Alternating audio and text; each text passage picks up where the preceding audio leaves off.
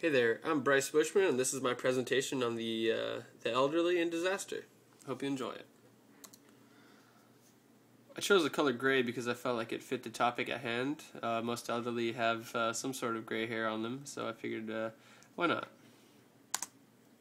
The thing about the elderly is you have to be prepared because many old people actually have special needs, so they're going to need a little bit of extra planning, like medical supplies, staffing. You're going to have to plan for maybe an ambulance and evacuation if they cannot walk or get transportation as well as you like. Also, if they're on some sort of medical machine, they're going to need maybe a shelter that has power during a time that maybe the rest of the area does not have power. Some actions the elderly should take at home before an emergency. Just anybody who's older than 55 should take these precautions.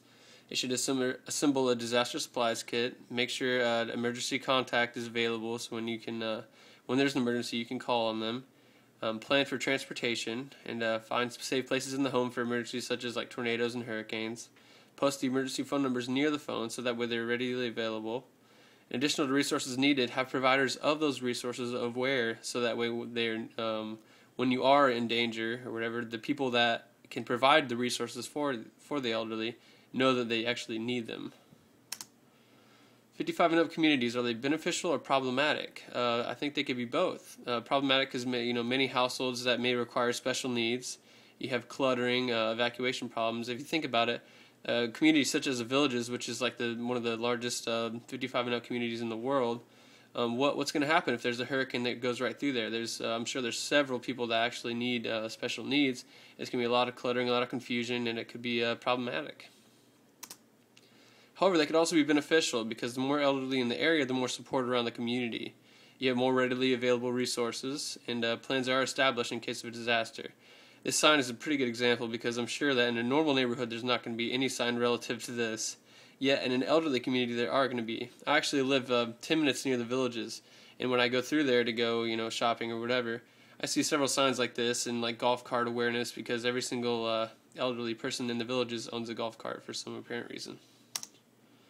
Registries are also a good thing for local communities because if people actually participate in the registries, the communities around will know when during a disaster who needs special needs and where they live and what kind of special needs they need.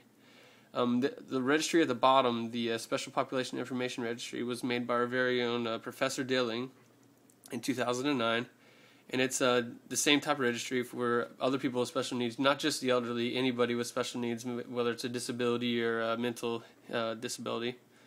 And these can assist agencies during an emergency to ensure that the elderly and anyone else's special needs is taken care of.